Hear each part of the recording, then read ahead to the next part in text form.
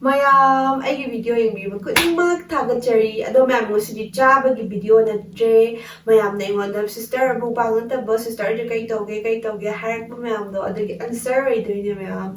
adudi mayam ai chaba natava kai toge do mayam share agi ado mayam ai se mamangda chaba khaktang adum tarame adubu September tha dagi kuidriba ko mayam September tha dagi ai se business macha hozare business e kai no hai ganda Training kaida lay ko mayam sta ubiba collection mayam se sise aina mayam da adum yonjaba neba yonjaba means adum pot yonjaba do mayam ai pot yonjari ko dile biro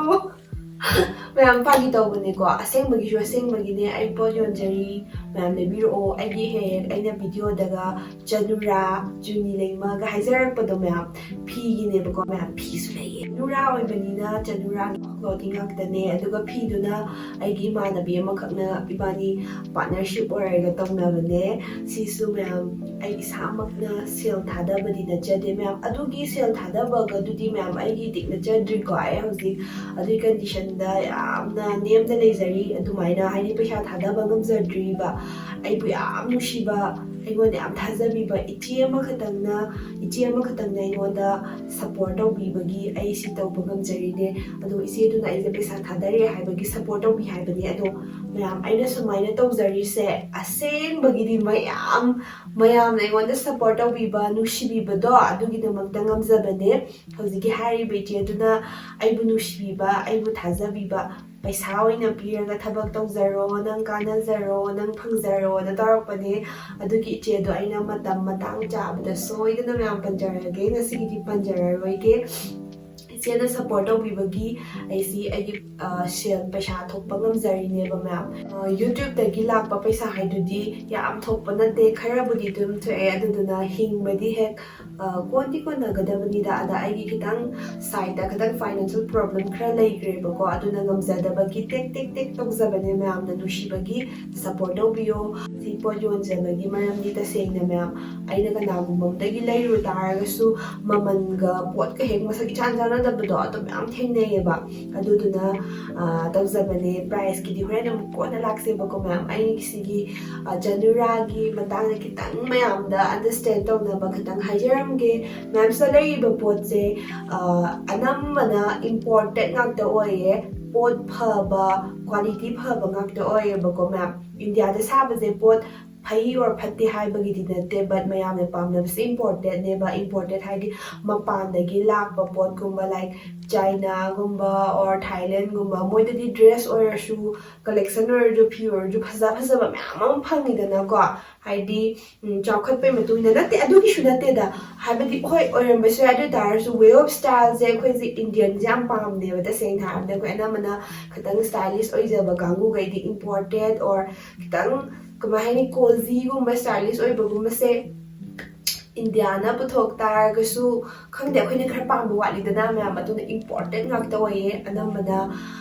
aduna mayam si janura da phangjari se number 1 da mayam important anamba ngakta oye important nataba su lei ko yawe to ai kya thamde ba ko mayam maramdi paisa je mayam leraga jom taraga thamba natabani na khara collection ni na photo quality leiba phajaba mina pamba ai na pamba ngakta thamjaiba aina pamba means phajare siyare kaina khallaga thamjabado adumaina thamjaiba hari yam selected oijaiba ko hari pangai de leisanbado aduma kya tawde maramdi kai gido phajadraga aingonda adum ta haudo sokpadi khara phajaba quality leiba mamando lupa chama orsu lupa yankai orsu kitang phajaba kamaini amadudagi lupa chama or yankai dumaina helaga phajaba litpada mayam soina pamamgadi ko mayam so phajaba paisa kitang hengalaga so paisa ni mayam kem khanbigano bako isada setpada pakpa phajaba nungaiba phawado adunum phawbiyo ba pot se kitang quality leiba phajaba kuina jatkadaba oina khanbiyo mayam paisa gidi ke shu thoina khanbiruno habiti lupa chama dang jani dang helaga kuina jathauba phajana selawbudo mayam aduna trene mayam loi pamnei se hoi budget friendly oina di pizai mayam aigi oina di janura se offer taba yaba taraga pizai ko ma'am aingondasу kitang kana hoba aduga habadi akhoi Manipur people or mi khudimak se khongaga phajaba loi pamani na adugi kamai haini kaino do khangmani na ga hai tare ne mi gi wakhalon do khatmani na aingondasу phawai na khangmani na ko yam kana taseng harabdo khoi su business tawbani na kaidobagidi profit phangnaba tawrini dana ko phangju phangine adu tar stage de actor kamaina ma'am tawdoino natrane noidasu nungaijagi ba khoidasu khara phanghoba aduga relation do adusu pambagidi da janura se magi kari magi magun khara haigadi magun means aina janura collection sida kitang special haigadra adumai tawba haragadi mase anambana loimak important oye ko anambana haibane ado amani budi yawe kedobo yawe na jane adum ke haitare ne doishu quality da seng adum phabado adu dum thamjaiye price ki batui na quality dum leiye ba ko adum yam adum apamba pamba aingonda adum screenshot habirak pa yaga ni si pame si tawba ado haiba myam se myam iPhone number shu thokcha halam ge ba ko WhatsApp ki ada adum screenshot habiro o si pami or pamde ana pamde me si pame kai haibdo mathang mathang adum ulake plus aigi janura account follow tawbiyo mayam aduda ai photo loin thagajar ke aduga dum order tawbiro o aduga thank you so much aingona thajabiraga nushibiraga order tawbira ko myam yawe aigi chuni leima account do myam aine account handle tawe bako adu aigi manabiga di kaino partnership oina bane ba aduduna adaga myam haibire nangi video do dum yengi yam nungai nangi subscriber ne adune pot lebira ba khotbira thank you so much adu muk aingona maman yamba leitre ko aduna ne myam main haijarise ai ngasi tawba ngamjarise ma'am की support ने तसेंग ma'am की support यामना कनख्रजानी को तसेंग हाइगे आइने ममांग सुदुम हाइबदो हाइबदी अखोइनी यामना वारागान के तरागान दा कइनो म share तरागान दा अखोइना म पुकनिंग थौगत पिरकपसे सिसे याम नुंगाये मिगोन दा अफबा तरिङै अदोम अदोम सो अफबा लोय ओइगनी अफबा पुन ओइमिनसे अखोइ फत्तबा तरागदी अदु फत्ते मतुंग नाउ तौनु इरेंजना फसना हाइबियो को थिन थिन हाइबे मुदा मियोइबगी वाहै अमना मिसे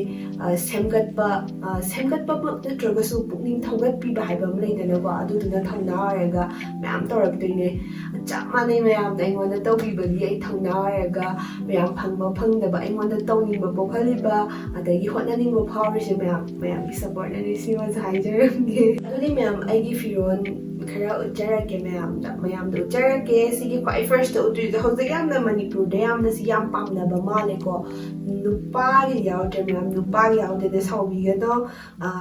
nupa yawsu ka shukai de kaino icha nupi ichi or adom adongi khangna jana bada dum gift pi ba yae ba ko myam ai wandi legi o iska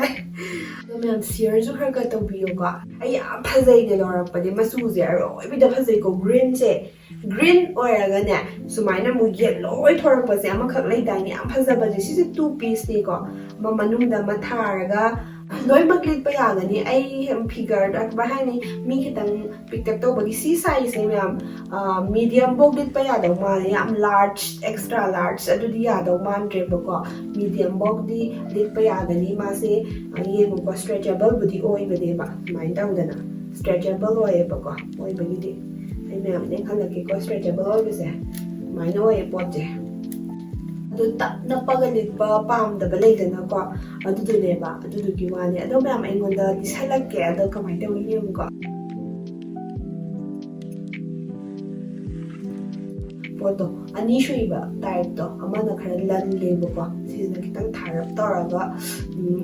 aphaba oibedo aduga myam size only one piece left si piece ama khakta ngai size extra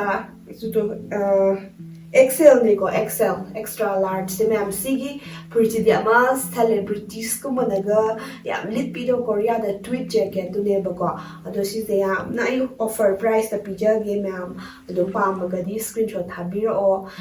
extra large ne aduga tweet ne ko myam tweet aduga sigi cardigan sina ngasi pura latest ni ko myam si aron mine sweater se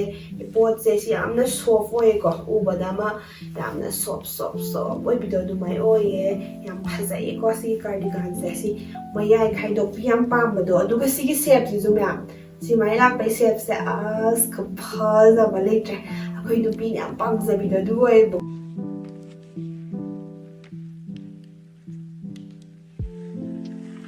ꯑꯗꯣ ꯁꯦꯝꯁꯤꯁꯨ ꯆꯞ ꯃꯥꯟꯅꯩꯌꯦ ꯁꯤꯁꯤꯅ ꯑꯃꯨꯛꯀ ꯈꯤꯇꯪ ꯂꯦꯝꯇꯛ ꯇꯧꯕꯤ ꯃꯤꯅꯒ ꯂꯤꯠꯄꯗ ꯌꯥꯝ ꯐꯖꯔꯣꯏꯗ꯭ꯔꯥ ꯑꯝꯇ ꯌꯦꯡꯉꯣꯅꯦ ꯁꯤꯁꯦ ꯌꯥꯝ ꯐꯖꯕ ꯁ꯭ꯇ꯭ꯔꯦꯆꯦꯕꯜꯅꯤꯀꯣ ꯃꯌꯥꯝꯅ ꯑꯩꯉꯣꯟꯗ ꯁꯥꯏꯖ ꯀꯌꯥꯐꯧ ꯂꯩꯅꯤ ꯍꯥꯏꯁꯦ ꯁꯤꯁꯦ ꯂꯥꯔꯖ ꯐꯥꯎ ꯌꯥꯅꯤꯀꯣ ꯌꯥꯝ ꯁ꯭ꯇ꯭ꯔꯦꯆꯦꯕꯜ ꯑꯣꯏꯌꯦꯕ ꯁꯤꯁꯤꯅ ꯑꯩꯒꯤ ꯐꯦꯚꯣꯔꯥꯏꯠ ꯀꯂꯔ ꯃꯌꯥꯝ ꯁꯤꯁꯦ ꯌꯥꯝ ꯐꯖꯩ ꯅꯨꯄꯤ ꯌꯥꯝ ꯃꯥꯟꯗ꯭ꯔꯣ ꯄꯤꯡ ꯆꯪꯉꯦ ꯁꯤꯒꯤ ꯀꯃꯥꯏ ꯍꯥꯏꯇꯥꯔꯦ ꯀꯂꯔ ꯃꯦꯆꯤꯡꯁꯦ ꯌꯥꯝ ꯐꯖꯕ ꯍꯥꯏꯇꯥꯔꯦ ꯑꯩꯒꯤ ꯃꯤꯠꯇ ꯌꯥꯝ ꯐꯖꯩ ꯀꯂꯔ ꯃꯦꯆꯤꯡ ꯌꯥꯝ ꯐꯖꯩ ꯑꯗꯨꯒꯤ ꯃꯊꯛꯇ ꯁꯤꯁꯨ ꯃꯌꯥꯝ ꯂꯣꯏꯅꯃꯛ ꯁ꯭ꯇ꯭ꯔꯦꯆꯦꯕꯜꯅꯤꯀꯣ ꯂꯥꯔꯖꯀꯤ ꯀꯥꯔꯗꯤꯒꯥꯟ ꯐꯖꯕꯤꯁꯦ ꯁꯤꯁꯦ ꯑꯩ ꯌꯥꯝ ꯄꯥꯝꯃꯦ ꯃꯌꯥꯝ ꯁꯤꯁꯦ ꯃꯤꯅ ꯌꯥꯝ ꯄꯥꯝꯅꯩꯌꯦꯕꯀꯣ ꯌꯥꯝ ꯄꯥꯝꯅꯩꯌꯦ ꯑꯗꯨꯒ ꯄ꯭ꯔꯥꯏꯁꯁꯦ ꯃꯌꯥꯝ ꯁꯤꯁꯦ ꯑꯩꯅ ꯌꯥꯝꯅ ꯇꯣꯞꯀꯤ ꯇꯥꯏꯞꯇ ꯑꯣꯏꯔꯒ ꯃꯌꯥꯝ ꯐꯖꯕꯗꯣ ꯈꯪꯕ꯭ꯔꯥ ꯃꯤꯁꯦ ꯃꯁꯛ ꯇꯛ ꯐꯖꯊꯣꯛꯄꯗꯣ ꯑꯩ ꯁꯨꯃꯥꯏꯅ ꯇꯧꯀꯥꯟꯗ ꯐꯖꯔꯝꯅꯤ ꯃꯌꯥꯝ ꯐꯖꯩ ꯁꯤ ꯀꯩꯅꯣꯁꯦ ꯑꯗꯨꯒ ꯃꯌꯥꯝ ꯁꯤꯒꯤ ꯁ꯭ꯋꯦꯇꯔꯁꯦ ꯌꯥꯝ ꯐꯖꯕꯅꯦ ꯁꯤꯁꯨ ꯁ꯭ꯇ꯭ꯔꯦꯆꯦꯕꯜꯅꯦ ꯂꯣꯏꯅꯃꯛ ꯁ꯭ꯇ꯭ꯔꯦꯆꯦꯕꯜꯅꯦꯀꯣ ꯁꯤꯁꯨ ꯆꯞ ꯃꯥꯟꯅꯩꯀꯣ ꯁꯤꯁꯤꯅ ꯈꯤꯇꯪ ꯆꯣꯜꯂꯞ ꯇꯥꯏꯌꯦ ꯈꯤꯇꯪ ꯆꯣꯟꯅ ꯂꯥꯛꯑꯦ ꯁꯤꯁꯤꯅ ꯈꯤꯇꯪ ꯀꯧꯅ ꯂꯥꯛꯑꯦ ꯍꯥꯏꯕꯗꯤ ꯑꯩ ꯎꯠꯆꯔꯛꯀꯦ ꯁꯤꯒꯤ ꯑꯅꯤꯒꯤ ꯈꯦꯠꯅꯕ ꯗꯤꯖꯥꯏꯟ ꯑꯅꯤꯁꯦ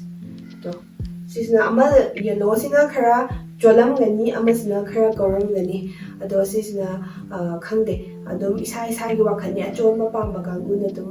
ꯁꯤꯒꯨꯝꯕ ꯇꯥꯏꯞ ꯂꯧꯕ ꯌꯥꯅꯤ ꯑꯗꯒꯤꯗꯤ ꯑꯀꯧꯕ ꯄꯥꯝꯕꯅ ꯑꯀꯧꯕ ꯑꯗꯨꯝ ꯂꯧꯕ ꯌꯥꯅꯤ ꯑꯗꯨꯒ ꯆꯞ ꯃꯥꯟꯅꯩ ꯀ꯭ꯋꯥꯂꯤꯇꯤꯗꯤ ꯌꯥꯝ ꯐꯖꯩꯀꯣ ꯀ꯭ꯋꯥꯂꯤꯇꯤꯗꯤ ꯁꯤꯁꯨ ꯏꯝꯄꯣꯔꯇꯦꯟ ꯉꯥꯛꯇꯅꯤꯀꯣ ꯍꯥꯏꯕꯗꯤ ꯃꯆꯨ ꯈꯨꯂꯥꯡꯒꯁꯦ ꯃꯑꯣꯡ ꯑꯃꯅꯦ ꯍꯥꯏꯕ ꯁ꯭ꯄꯥꯔꯀꯜ ꯀꯥꯞꯄꯒ ꯑꯃ ꯁꯨꯝꯕ ꯇꯥꯏꯞꯁꯦ ꯑꯃ ꯀꯦꯅ ꯅꯥꯟꯅ ꯂꯨꯅ ꯁꯦꯠꯄꯗ ꯍꯦꯛ ꯂꯤꯠꯄꯗ ꯀꯦꯕꯤ ꯅꯥꯟꯕꯤ ꯂꯨꯕꯤ ꯏꯛꯇ ꯃꯥꯟꯕꯤꯗꯣ ꯑꯗꯨ ꯑꯣꯏꯗꯣꯏꯅꯤ ꯑꯗꯒꯤꯗꯤ ꯁꯤꯗ ꯔꯦꯗ ꯁꯦꯠ ꯋꯤꯟꯇꯔ ꯑꯣꯏꯁꯜꯂꯛꯑꯦꯀꯣ ꯀꯃꯥꯏ ꯍꯥꯏꯅꯤ ꯅꯥꯀꯦꯟ ꯊꯥ ꯑꯣꯇꯝ ꯍꯥꯏꯇꯥꯔꯦ ꯑꯣꯇꯝ ꯁꯤꯖꯟꯗꯣ ꯂꯥꯛꯁꯜꯂꯛꯑꯦ ꯑꯗꯣ ꯁꯤ ꯃꯇꯝꯁꯤदा ꯑꯗꯒꯤ ꯑꯗꯨꯝ ꯁꯦꯠꯄ ꯌꯥꯔꯗꯧꯕ ꯀꯂꯔ ꯍꯥꯏꯇꯥꯔꯦꯅꯦꯀꯣ ꯁꯤꯒꯤ ꯐꯨꯔꯤꯠꯁꯦ ꯁꯤ ꯈꯛꯇ ꯉꯥꯏꯔꯦ ꯍꯥꯏꯕꯗꯤ ꯄꯤꯁꯁꯦ ꯑꯣꯡꯂꯤ 1 piece ꯂꯦꯞ ꯐꯖꯕꯤꯅꯦꯕ ꯁꯤꯗꯤ ꯄꯨꯔꯥ ꯄ꯭ꯔꯤꯃꯤꯌꯝꯅꯤꯀꯣ ꯄ꯭ꯔꯤꯃꯤꯌꯝꯁꯦ ꯑꯩꯅ ꯌꯥꯝꯅ ꯕꯦꯁ ꯄ꯭ꯔꯥꯏꯁꯇ ꯄꯤꯖꯔꯤꯅꯦ ꯄ꯭ꯔꯤꯃꯤꯌꯝꯅꯦ ꯍꯥꯏꯕꯒꯤ ꯃꯔꯝꯗꯤ ꯁꯤ ꯐꯤꯗꯥꯁꯦ ꯈꯪꯕꯤꯔꯣ ꯁꯣꯞꯁꯨ ꯑꯣꯏꯒꯅꯤ ꯁ꯭ꯄꯥꯔꯀꯜꯁꯨ ꯌꯥꯎꯒꯅꯤ ꯐꯤꯁꯦ ꯑꯔꯣꯏꯕꯤꯗ ꯐꯩꯀꯣ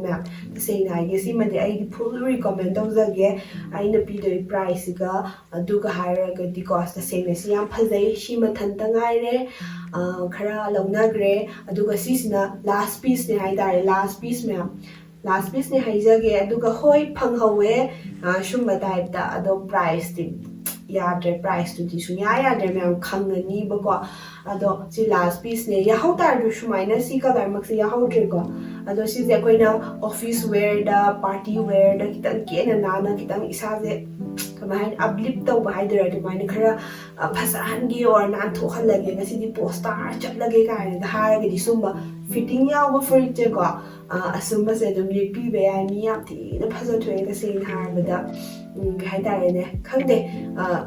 कनाना डिजर्व ओइदुइजे लास्ट आई ब्रस खंगवनदे आई याम पामेबा फजथोकपदो अदुगिनि मैम सि फ्रिज याम फजय आई रिकमेंड तौजगे सि स्ट्रेचेबल ने को लोइमक स्ट्रेचेबल ओइदुइने स्ट्रेचेबल ने अदो सिजे एक्सेल न डिलीट पे यादौ मानदेको हाइदि मागी साइज से अप टू 38-40 सुमाइदि ओइबने स्ट्रेचेबल ने दुगा मैम सिजे याम फजबदो येंगोदो मनीशु ममांगसु याम क्यूट ओइबा हाइतारेने सिजे अमा कमाय हाइनी कैनागी मनाउ नुपी अदैदि लुहोंबगा थिनबदा मपानाइबि सेटलगा सुमाइना सेटपदा याम फजदौबा मा लुक्स अमा मित्तोरकपदा खंब्रा मपानाइबि सेटला कैनाइ मनाउ पिगुम्बा लुहोंग चटपगुम्बा दा सेटपदा याम फजबदो अथोइदोइन हाबा अदुइ मथक्ता मौना ओरसु लुहोंबा चटपदा सुमाइना स्वेटर तक्का लिखतबा मतमदा स्वाइना तक तक तक ngalakpanina phi ma ta injanbana याम फजबिदो अदुइदोइन हाबा सिदिने हंदक सीजन की ओइने यामना फजदोरबा sets ngakhtani ko sigi red set ke याम केयर याम फजबदो स्ट्रेचेबल ngakhtani मैम को सिलेरे स्ट्रेचेबल ओइबगी चांगसे सुमाइना ओये अदो सिजु एक्स्ट्रा लार्ज टी आरोय शावबा दे हाइदि 42-44 साइज गुम्बदो को कोइ बस की सबाना दे यावबने 900 समथिंग अदुमाइना पीबने को मैम सिगी पोचे सि याम फजबने सबाना दा यावबा नंबर आई योन याम खर यावरी को सबाना दा यावबा 1000 मुका पीबा अदो ma'am अदुम पोचे कमाइन हाइनी येंगो yam नुसीबने yamna cute oibado khambra cardigan ni ko si loimak sumaina button lokthokpa yadoineba loire phi se khupam ne ma'am phi se tane mon law bido khambra adu oibe yamna phai ko red ko shale yam cute oibado ma I was my thumb da dum phazaramni ba ai sak phazarame da ba hoi masak phazarame da khar phaza thokpado du haidi fridge ki power si wari ni da ma'am si so stretchable ne ma'am stretchable large po to mit pa yai ko phazaba ni ma'am si ne amna cute oibane skirt ama kamai hai ni pink wai kai wai wari to bong se pada ka sai ure mi sida yamna Korean ma laga yamna cozy oraga kamai hai ni yamna cute oibi princess kaman mi do khambra adugi vibes aba pu bane ba si po che stretchable ni ko ma'am stretchable yam phazai hi se red khu oi se mi yam phaza thok bi obi do adu oibane ba ko Pesa bangat tani thami se jara yam thabi kangbu do adudune ado ma'am si se aina ne project kitang lantak ti tawe but kitang chawrap tawraga lit pati yam nungai bado comfortable yam oi ba free oi bado si oi ba ma'am ko si yam phaza bani ngone haidi samaina maroon color da mu red na samai hapchala pasema mi masak yam phaza thok bado oi ba de si sweater je hoi si ki phidal je budi kitang lantak tawe ko price khenabagi matungina quality di yam khenai ko ado sina kitang mayam jidagi kitang price handaba haidare na si pot se handaba na mu yam handaba budi de doi taraga su khangde handaraga su mayam phasabado phasabagi ai mayam gidamakta ko lawjar pane pot to collection oi bani na kitang honga su kitang phasaba haiba mle dana ko ado phasabani mayam si yam phasabani to oma pot culture ki ko Chize, ma'am, don't come on when you might have the bizarre neba. Might have the bizarre ne. Adubu, Sizam, Paygo. Only Yampong at the same time, ma'am, Darlis control the Habirogo. Sizam, the whole the Puggy. Adubu, Hongzeraga Sumagi, Kamahani, my bellews, I'm like Babelu, my lay higanda, because the winter or Dargasu. Jacket Kuma, Gayuma Mali, Kanzimanunda, Gayoma Taba, Madame the Go. Inner or lining gumba thaba matamda layer tawba matamda ada shumba se am kanarkani ko ma'am sizu machu se machu budi am leibane aingol available version ni kita ngaire atei dim ta leitre bako adu ma'am na nam pambagi adum lawna khibdo adu dai ma'am luidri ge am phasabam pulake sigi phajaba ni sibu gra da layer minone to ma'am si am cute oraga yam phazabane sise November tha angang amana book tawsalaba pot ama khakne adu si am tina ma'am ubada khangam ni ko si important ni ma'am fees e oi ma sigi fees e lore nai pura soft ku oi se leitre ko soft ku oi am ni ko phazam ne nai se si am tina phazaye sigi black amaga white amaga leye white sina book tore aduga black sina book tawdri angang no pi masa ma yam pamamani si kanam ta yon thokano kanam ta yon thokano na harapune ko no pi masa ma si sima ani se khakta ngai ko si black and white si the white khara purak pane adu mi khara na dum launa gre ba ko si ani je si am phaza white jam phaza ani hai dare ne habidi we de ba karma ma chat kera dei college ka bi oi kera white ko ma dum na ma dam da ko si deserve or da ba pot ne ba te da phaza ko ma'am si se ke hagre ko ma'am si ki top se ina phaza bi get bi tabal jongda or khangde ne amna ke kana ga lit ka ba tops ne ba ko satin tops ne ya phaza ne ma'am quality am tin nei ba pone important is the happy but details se was sparkle yare adagi so laces happy cos the masai cuff ya jare si se large ne ko size extra large lo ma'am si se size large size ni ko large size adugo ma'am sigi black ko phaza ne mo ba ani khak tangai sigi design da so mo de ani khak tangai ye mo si ko phaza sem de mo ma'am si de ko phaza ne ha ma'am ai photo thola ke ai ne pe ko phaza am da ha ba shi bom de mo ne ina phaza ba ne ha ni quality ari bi le ha ba di ko ma ha ni ai mi ta kai oi khambra ama khara ꯀꯃꯥꯏ ꯍꯥꯏꯅꯤ ꯌꯥꯝ ꯐꯖꯕꯤ ꯌꯥꯝ ꯀꯦꯔꯀꯥꯟꯗꯒ ꯁꯦꯠꯀꯗꯕ ꯂꯣꯏꯅꯃꯛ ꯀꯦꯕꯗ ꯁꯦꯠꯄꯒꯗꯕ ꯉꯥꯛꯇ ꯑꯣꯏ ꯑꯗꯨꯕꯨ ꯁ꯭ꯇꯦꯖꯀ ꯊꯣꯛꯀꯥꯟꯗꯒ ꯁꯦꯠꯀꯗꯕ ꯄꯣꯠ ꯑꯣꯏꯕꯗꯣ ꯁꯤꯁꯦ ꯑꯣꯏꯕ ꯁ꯭ꯇꯦꯖꯇ ꯏꯁꯩ ꯁꯛꯄꯕꯨ ꯑꯣꯏꯒꯦꯔꯥ ꯑꯗꯩꯗꯤ ꯋꯥ ꯉꯥꯡꯕꯕꯨ ꯑꯣꯏꯒꯦꯔꯥ ꯈꯪꯗꯦ ꯈꯔ ꯏꯟꯇꯔꯇꯦꯟꯃꯦꯟꯒꯤ ꯇꯥꯏꯞꯇꯗꯤ ꯎꯏꯌꯦꯕꯀꯣ ꯃꯌꯥꯝꯅ ꯑꯄꯥꯝꯕ ꯌꯥꯎ ꯇꯥꯔꯒꯗꯤ ꯀꯃꯦꯟꯇ ꯄꯤꯟ ꯇꯧꯖꯔꯒ ꯊꯝꯖꯔꯝꯃꯒꯦ ꯆꯅꯨꯔꯥ ꯑꯦꯀꯥꯎꯟ ꯑꯃꯗꯤ ꯐꯣꯟ ꯅꯝꯕꯔꯒ ꯑꯗꯨꯅ ꯃꯌꯥꯝꯅ ꯑꯄꯥꯝꯕ ꯌꯥꯎ ꯇꯥꯔꯗꯤ ꯁ꯭ꯀ꯭ꯔꯤꯟꯁꯣꯠ ꯊꯥꯖꯤꯟꯕꯤꯔꯛꯑꯣ ꯑꯣꯔꯗꯔ ꯇꯧꯁꯤꯟꯕꯤꯔꯛꯑꯣ ꯑꯃꯗꯤ ꯐꯣꯂꯣ ꯇꯧꯕꯁꯨ ꯀꯥꯎꯕꯤꯒꯅꯨ